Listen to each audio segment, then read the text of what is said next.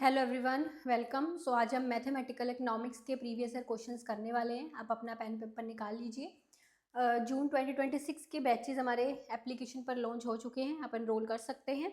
और इसमें these are the basically features. Live classes रहेंगी जून 2026 के बैच के लिए। साथ में रिकॉर्डेड कवरेज भी सारा रहेगा, doubt clearing, PDF notes downloadable, previous year questions के solution, unit wise quiz, doubt solving भी है। व्हाट्सएप ये स्टूडेंट्स के द्वारा स्टूडेंट्स को बहुत पसंद आने वाला फीचर है ये व्हाट्सएप डाउट सॉल्विंग वाला। ठीक है जी। सो आज हम मैथमेटिक्स करने वाले हैं। लेट्स सी मैथमेटिकल इकोनॉमिक्स के कुछ क्वेश्चंस, न्यूमेरिकल्स।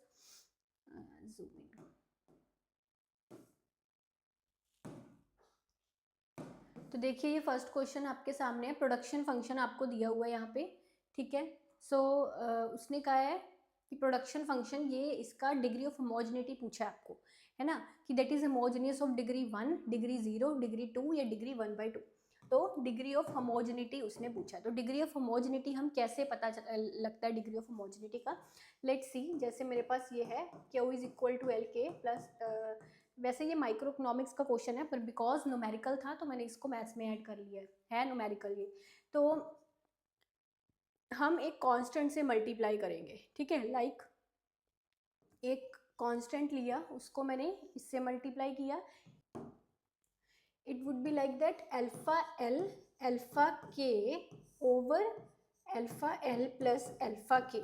ठीक है, मतलब एल के साथ भी हुआ है वो, के के साथ भी हुआ है। तो यहाँ पे आ जाएगा आपका अल्फा स्क्वायर एल के over alpha common L plus के। ठीक है जी, एल प्लस के। तो ये एक इसके साथ ये कट गया, यहाँ पे बचा मेरे पास अल्फा एल के ओवर एल प्लस के, है ना। अब ये एल के ओवर एल प्लस के क्या था, ये क्यू था, यानी कि अल्फा क्यू, है ना।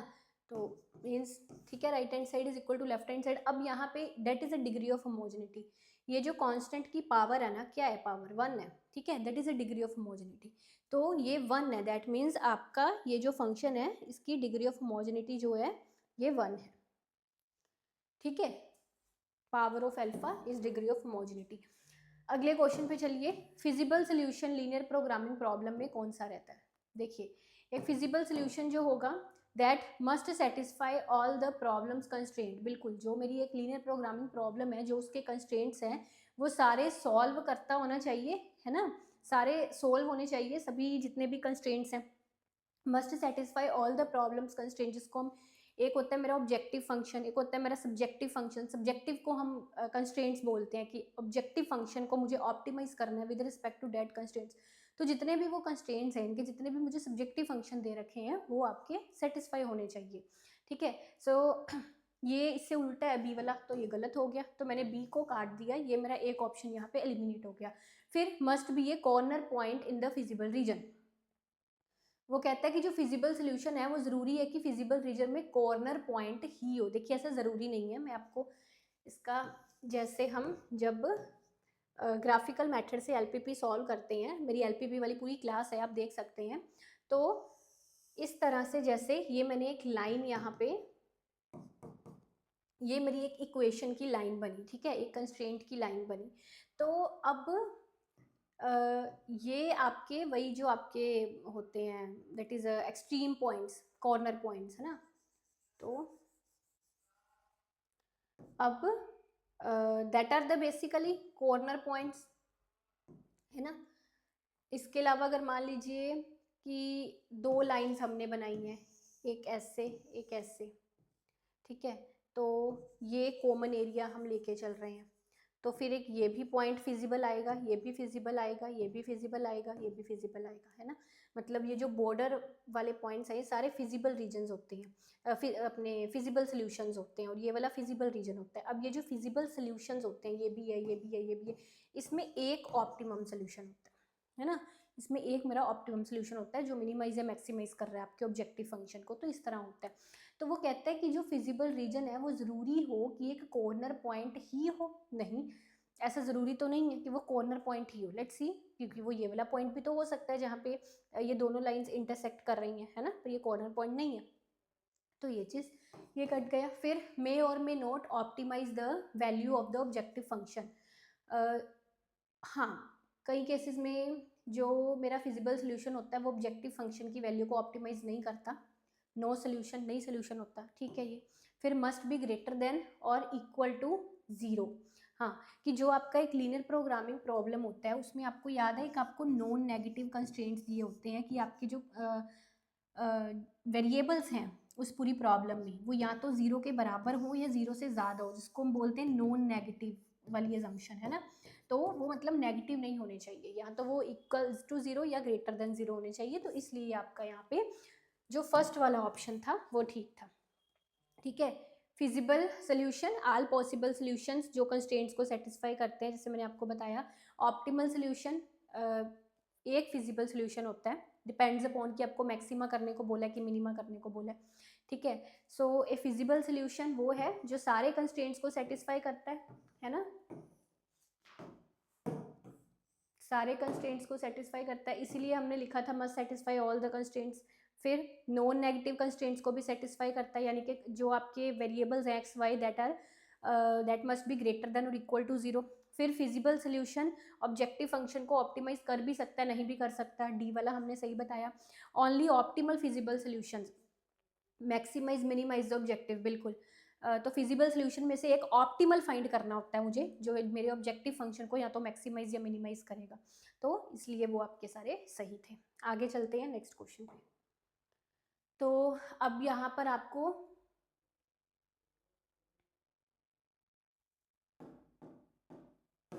ये इक्वेशन दे रखी है, ठीक है। तो बताना इसका करेक्ट अल्टरनेटिव, यानी कि उसने बेसिकली आपको ये जो इक्वेशन दी है ना, y is equal to 1 plus x over 1 minus 2x, ठीक है। इसका आपको क्या करना है, डेरिवेशन करना है, ठीक है। इसका आपको डेरिवेशन करना है। तो इनमें से कौन सा इसका डेरिवेशन सही है, उसने ये पूछा है। तो आपको याद है हम u बाई वी का एक डेरिवेशन का फार्मूला लगाते होते हैं कुछ इस तरह से। लेट्स सी कैसे लगाते हैं ये फार्मूला। पहले हम क्या करेंगे, v को, ये आपका है u, ये आपका है v को आप वैसे का वैसा लिख लो, ठीक है। और u की डेरिवेशन करो, यानी कि 1 प्लस एक्स की डेरिवेशन आपकी 1 आ जाएगी, ठीक है। माइनस फिर आप u को वैसे ही लिख लो, और v की डेरिवेशन आपकी -2 आएगी। डिवाइड में हम v का स्क्वायर लिखते हैं, यानी कि 1 माइनस 2x का square. That is a formula जो मैंने आपको बेसिक डेरिवेशन इंटीग्रेशन वाली क्लासेस में करवाए हुए हैं। 1 माइनस 2x माइनस यहाँ पे आपका आ जाएगा +2, इजी बताने के लिए लेट्स सी, ये देखिए माइनस है, -2 ब्रैकेट को पहले सॉल्व कर लो, -2x ऐसे ही होगा, ठीक है। 1 minus 2x step by step करके भी तब बता रही हूँ बिकॉज आपको कोई प्रॉब्लम ना रहे, ठीक है। ये अब यहाँ पे आ गया +2, माइनस है तो अंदर साइन बदल के ये भी आपका +2x हो जाएगा, ये दोनों आपस में कट जाएंगे, ठीक है। तो ये आएगा -1 over that is sorry 1 plus 2 that is 3 over 1 minus 2x का whole square, 3 over 1 minus 2x का होल स्क्वायर। समझ लग गई बात। सो u बाई वी का फार्मूला लगा के मैंने सिंपली उसका डेरिवेशन निकाला है।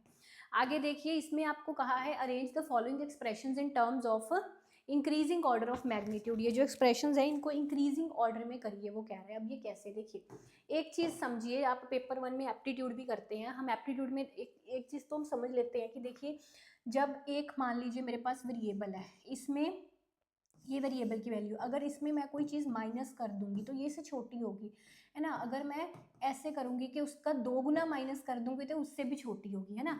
अगर इसमें मैं कोई चीज़ प्लस कर रही हूँ यानी कि ये उससे बड़ी है ना, इसके 2 गुना का प्लस कर रही हूँ यानी कि ये उससे भी बड़ी है। और अगर मैं इससे मल्टीप्लाई कर रही हूँ किसी चीज़ से यानी कि ax, तो ये उससे भी बड़ी हो सकती है। सो लेट्स सी,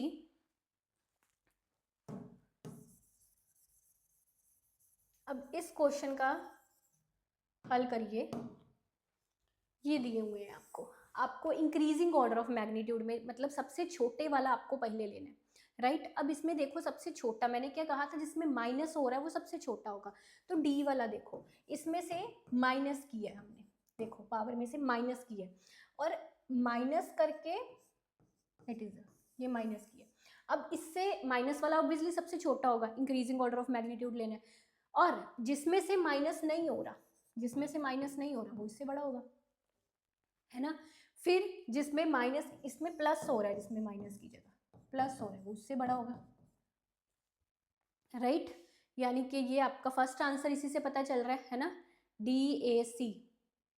मैंने D लिखा, फिर A लिखा, फिर C लिखा, ठीक है। अब देखो इसमें क्या हो रहा था कि डिवाइड हो रहा था, जैसे मैंने आपको कहा था कि मल्टीप्लाई, अगर यहाँ पे डिवाइड की जगह मल्टीप्लाई हो जाए, है ना, डिवाइड की जगह इफ मैं इसको अगर मल्टीप्लाई कर दूँ, बिजली सी चीज़ है कि डिवाइड अगर हम किसी चीज़ को कर देंगे तो वो छोटा बन जाएगी चीज़, छोटी बन जाएगी चीज़, मल्टीप्लाई करने से वो आपकी बड़ी बनेगी फिगर, है ना। तो मल्टीप्लाई कर दिया तो ये उससे बड़ी बन गई, ठीक है।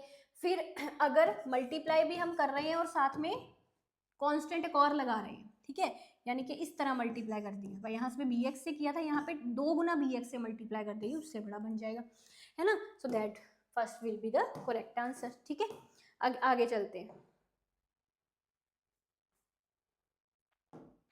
तो इस क्वेश्चन में अब क्या है देखिए, पोजीशन ऑफ पॉइंट्स, 2 पॉइंट्स दे रखे हैं, O है एंड P है, in the region of graph of equation, equation एक दे रखी है, तो उसने पूछा कि ये पॉइंट इनसाइड होंगे या आउटसाइड। देखिए इसका रूल ऑफ थंब देखो क्या होता है बेसिकली, यहाँ से पढ़िए, to check whether a point, कि पॉइंट जो है वो इनइक्वालिटी रीजन के अंडर लाई कर रहा है नहीं कर रहा, इसको चेक करने के लिए सिंपली आप उन पॉइंट्स को सब्सटीट्यूट करके देख लो उस इक्वेशन पर। अब जैसे ये इनइक्वालिटी इक्वेशन दे रखी है, उसने इनइक्वालिटी वाली है ना, देखो आप सब्सटीट्यूट करके देखो कि ये बात जम रही है कि नहीं, यानी कि ये वाली वैल्यूज जो है इससे कम आ रही है या नहीं आ रही। तो अगर ये वैल्यूज इससे कम आएंगी, ठीक है, इससे कम आएंगी, यानी कि अगर इनइक्वालिटी वाली इक्वेशन मेरी सेटिस्फाई हो रही है तो पॉइंट इनसाइड लाई करेगा, अदरवाइज पॉइंट आउटसाइड लाई करेगा, ठीक है।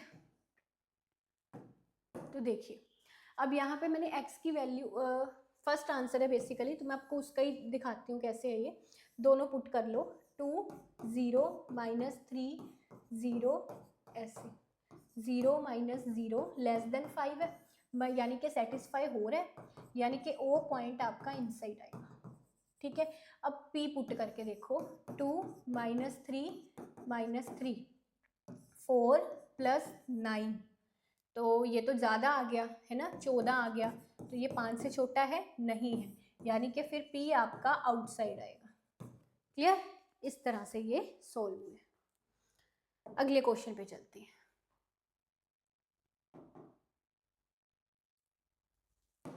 सो लेट्स सी, इसमें उसने क्या कहा है, which of the following statements is true concerning the optimal solution of a linear programming. अब फिर से वो ऑप्टिमल सोल्यूशन से क्वेश्चन आया है। There is always a unique solution to the problem, कि हर एक प्रॉब्लम का कहता है एक यूनिक सोल्यूशन होता है। देखिए ज़रूरी नहीं होता ये चीज़, let's see, optimal solution if it exist and is finite always occurs at one of the corner points. तो जो आपका, आपको याद है हमने लीनियर प्रोग्रामिंग वाली क्लास में इसकी कुछ प्रॉपर्टीज पढ़ी थी लीनियर प्रोग्रामिंग की, कि या तो उसका यूनिक सोल्यूशन होगा, तो अगर यूनिक नहीं है तो हम बोलते हैं इनफाइनाइट सोल्यूशन है ना, इनफाइनाइट सोल्यूशन है। तो ज़रूरी तो नहीं है कि यूनिक सोल्यूशन ही हो, फाइनाइट सोल्यूशन ही हो, इनफाइनाइट सोल्यूशन भी हो सकता है ना। तो इसलिए ये वाली सही नहीं है। फिर optimal solution is either an extreme point, ये वाला बिल्कुल सही है कि जो ऑप्टिमल सोल्यूशन है या तो वो एक्सट्रीम पॉइंट, वही जो मैंने अभी आपको कॉर्नर पॉइंट समझाए थे, is either an extreme point और is on the line connecting two extreme points, की जैसे जो ऑप्टिमल सोल्यूशन है आपका वो फिजिबल रीजन जो आपका होता है, फिजिबल सोल्यूशंस जो आपके होते हैं उसमें से एक ऑप्टिमल सोल्यूशन होता है, तो वो कॉर्नर पॉइंट्स पर बनते हैं, ठीक है। या लाइन कनेक्टिंग, वो लाइन जो दो एक्सट्रीम पॉइंट्स को कनेक्ट कर रही है, ठीक है, वहां पे बन सकता है। तो मीन्स सेकंड वाला आपका सही हो गया। थर्ड वाला, all resources must be used by an optimal solution, the optimal solution may be an interior point of the, अच्छा, फिजिबल सॉल्यूशंस का इंटीरियर पॉइंट कभी भी नहीं हो सकता कि फिजिबल सॉल्यूशन ये है, ये ऑप्टिमल सॉल्यूशन ये हो जाए, ऐसा तो होता ही नहीं है। फिजिबल सॉल्यूशन में ही से ही एक ऑप्टिमल सॉल्यूशन होता है, तो दैट्स वाई सिर्फ आपका यहाँ पे सेकंड ही सही था। फिर देखो, assume that the rate of investment, rate of investment यहाँ पे दिया हुआ है, फंक्शन दिया हुआ है इन्वेस्टमेंट का, ठीक है, in terms of time period, capital stock दिया हुआ है, time path of capital stock ये पता करना है आपको। तो लेट्स सी, ऐसा जब क्वेश्चन आ जाए ना, तो यहाँ पे एक चीज़ याद रखिएगा, चेंज इन कैपिटल अगर इन्वेस्टमेंट होगा तो मुझे अगर कैपिटल निकालना है तो मैं इन्वेस्टमेंट का इंटीग्रेशन कर दूँगी। ऐसे ही है ना, डेरिवेशन इंटीग्रेशन एक दूसरे से उल्टे हैं। तो कैपिटल निकालने के लिए मैंने इसका क्या किया, इंटीग्रेशन किया। तो कितना आया 12t, 1+1/3 में आपने 1 प्लस कर दिया तो इट वुड बी 4/3 है ना, इसकी power 4/3 divide by 4/3, that means 3/4, ये कट गया, 4×3 का 12, 9t। अगर आपको लग रहा है मैं फास्ट कर रही हूँ, आप स्लो कर सकते हो वीडियो को पॉज करके, ठीक है। 9t 4/3, अब ये आ गया। अब उसने कहा था k0 इज इक्वल टू 25, इसका मतलब ये है कि ना यहाँ पे आप 0 पुट करो k की वैल्यू, ठीक है, और इसको इसके 25 के बराबर लाओ। हाँ c है यहाँ पे, बिकॉज जब हम इंटीग्रेशन करते होते हैं उसका रूल होता है कि प्लस कांस्टेंट जरूर आता है, तो प्लस कांस्टेंट हम जरूर यहाँ पे लिख लेंगे, इंटीग्रेशन का रूल होता है ये। तो अब ये है आपका, तो इसको हम सॉल्व कर लेते हैं। लेट्स सी, सी आपका 25 बन जाएगा, ये तो 0 हो गया सारा, 25 बन गया सी आपका, है ना। सो time path of capital stock के इट इज़ 25। तो अब एक पूरी इक्वेशन क्या बनी मेरी, पूरी इक्वेशन क्या थी, 9t 4/3 plus 25, right, this one. Clear, आगे चलते हैं नेक्स्ट।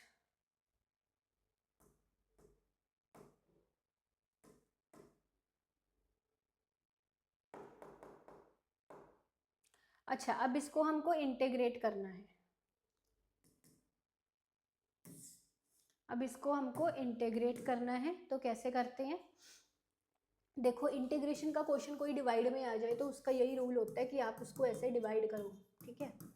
तो करिए डिवाइड, 1 का गया x+5, माइनस आया तो -2 बच गया, तो क्या आएगा ये नहीं, आपका क्यूटेंट 1 आया, ठीक है, रिमाइंडर -2 ऊपर आता है, और जिससे डिवाइड कर रहे हो वो नीचे आता है, ऐसे ही होता है। अब ये मिक्स्ड फ्रैक्शन को सिंपल फ्रैक्शन बनाओगे तो कैसे बनाएंगे, x+5 को 1 से मल्टीप्लाई कर लो, ठीक है, प्लस कर दो -2, ऐसे ही करते होते हैं ना x+5। So let's see, it would be x+5 over x+5 -2 over x+5, ये कट गए, 1 -2 over x+5, इसका आप इंटीग्रेशन करोगे। अब you have to integrate this, क्या आएगा इसका integration, x -2 log x+5 plus constant, that is a rule of integration. कौन सा आंसर सही है, फोर्थ वाला, x -2 log x+5 plus constant, ठीक आ गया, आगे बात समझ। चलो let's move to next question.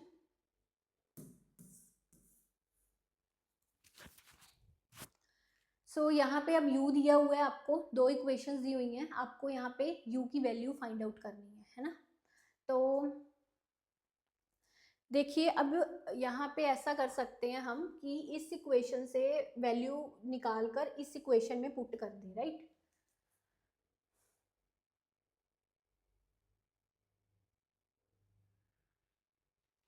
तो चलिए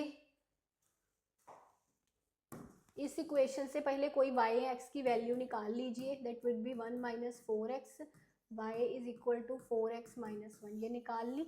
अब इसको यहाँ पे पुट कर देते हैं, u is equal to 6x² plus 4x - 1 का होल स्क्वायर, ठीक है जी।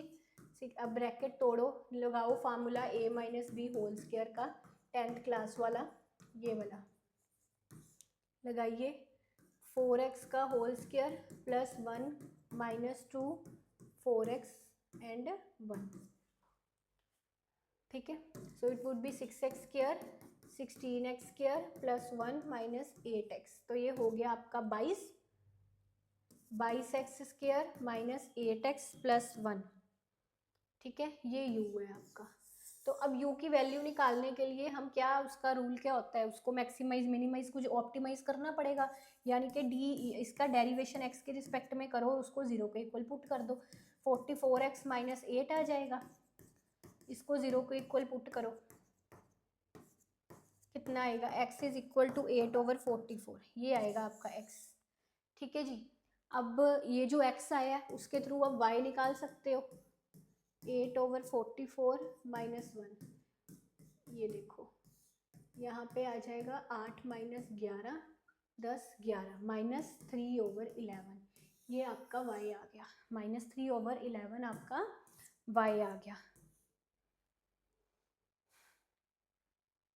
अच्छा वैसे y निकालने की ज़रूरत नहीं थी, चलो वो मर्जी है, जैसे मर्जी कर लो। y नहीं भी हम निकालते, x की वैल्यू सिंपली यहाँ पे पुट कर देनी थी, तब भी आंसर आ जाना था। If you don't find, there is no need to find. अगर y फाइंड करना है तो यहाँ पे इस इक्वेशन में x y दोनों की वैल्यू पुट करेंगे, वो लंबी कैलकुलेशन चली जाएगी, है ना। सो इट्स बेटर कि हम y यहाँ पर निकाले ही ना, हम सिंपली ये जो x की वैल्यू निकली है हमारी, इसको इस इक्वेशन पर पुट कर दें। It is u is equal to 22। हाँ इसकी आप कटिंग कर लीजिए। 2 4 का 8, 2 2 का 4, 2 2 का, दैट विल बी 2/11 आ जाएगा आपका। सो 2/11 का स्क्वायर -8, 2/11 + 1। अब यू कैन कैलकुलेट दिस, ठीक है, इसको कैलकुलेट आप कर सकते हो। 3/11 आ जाएगा सेकेंड वाला आंसर, इसको कैलकुलेट करके सारे को। ठीक है जी, आगे चलते हैं। अब इसमें आपको इसको इवेल्युएट करना है। लेट्स सी इसको इवेल्युएट कैसे करेंगे। इंटीग्रेशन का है उसने करने को, है ना मुझे। सो e की पावर -2x का जो इंटीग्रेशन होता है, अब x का तो x ही रहता है ना, और इसका आ जाएगा पावर आपकी डिवाइड में आ जाएगी इंटीग्रेशन में, ये इसका इंटीग्रेशन होगा। e की power -2x/2, that will B integration. हाँ -2 आएगा। और यही अगर आपको इसका डेरिवेशन करना होता ना, तो फिर ये आना था e की पावर -2x और -2 मल्टीप्लाई में जाना था फिर, क्योंकि ये डेरिवेशन होना था, फिर वो मल्टीप्लाई में जाना था। इंटीग्रेशन में वो डिवाइड में आएगा। ठीक है, अब +c कांस्टेंट। अब इस पर -1/2 को तो चाहे बाहर ही ले लो। अब इस पर वैल्यूज पुट कर दो। क्या करोगे वैल्यूज पुट? 2 और 1 है ना, 2 और 1 है। So let's see, it would B e की पावर -2 2, ठीक है, e की पावर -2 और कितनी 1, इट वुड बी -1/2 e की power -4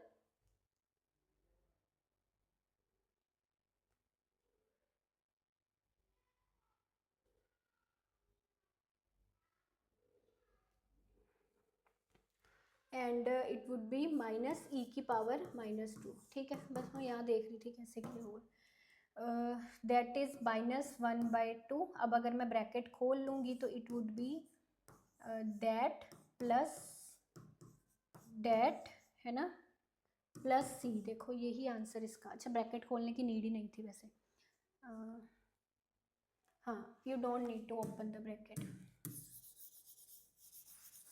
that will be your answer. अगर देखो ना यहाँ पे मैं माइनस को हटा रही हूँ, दैट मीन्स यहाँ पर साइन चेंज हो जाएंगे, फिर it will be e minus ऐसे, लाइक दैट, है ना, कि वो माइनस माइनस कट गए ना। एक ये माइनस था, एक माइनस मैंने यहाँ से कॉमन ले लिया, क्योंकि इसके आगे फिर प्लस हो गया और इसके आगे माइनस हो गया।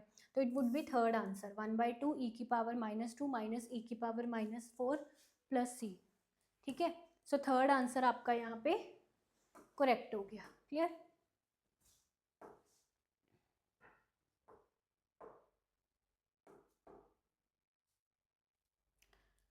सो नेक्स्ट क्वेश्चन ये देखिए, डिमांड लो। अच्छा ये वाला क्वेश्चन ना मैंने एक शॉर्ट बनाया था, इसी चैनल पर मौजूद है, आप देखिएगा सर्च करके। उसमें मैंने आपको ये सारा क्वेश्चन बड़े अच्छे से एक्सप्लेन किया। सो आई डोंट थिंक कि दोबारा उसको समझाने का पर्पस है। You can watch that class.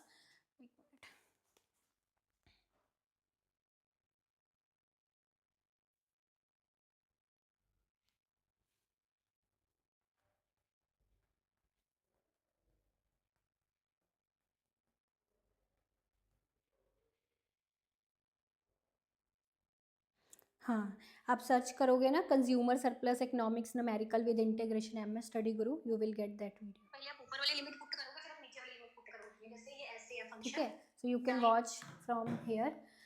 अगले क्वेश्चन पे हम चलते हैं, because there is lot of stuff जो अभी हमको करना है आगे भी। तो बस मैथ्स का इतना खत्म हो जाएगा, फिर हम इसके हम स्टैट्स का लेंगे। ये बेसिकली मैंने आपको 24-25 के क्वेश्चंस करवाए हैं, ठीक है।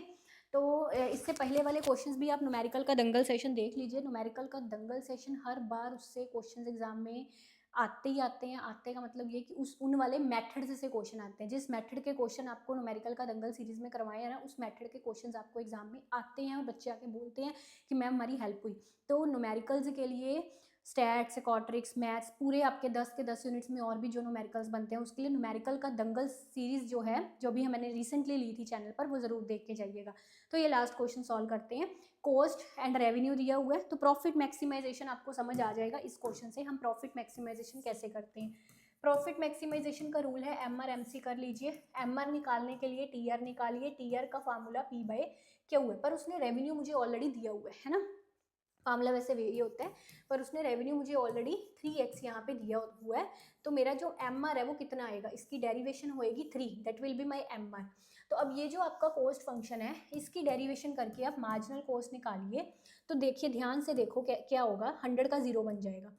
0.015 को आप मल्टीप्लाई करोगे किससे, 2 से करोगे, है ना, x, ये आएगी इसकी डेरिवेशन, राइट। यानी कि सिंपली आप 15 को 2 से करो, पहले कितना आता है, 30 आता है, ठीक है। अब कितनी, 1 2 3 रकमों के बाद पॉइंट है, 1 2, ये 0.03 ऐसे निकालते हैं, 0.03x। तो अब इन दोनों को इक्वेट कर दोगे तो it would be 0.03x is equal to 3x, 3/0.03, point हटाकर ऊपर 2 0 लगा देते हैं, ठीक है। तो कितना हो गया आपका, ये 100 आ गया, 3 से 3 कट गया, x वुड बी माई 100। तो to maximize profit firm should produce 100 units.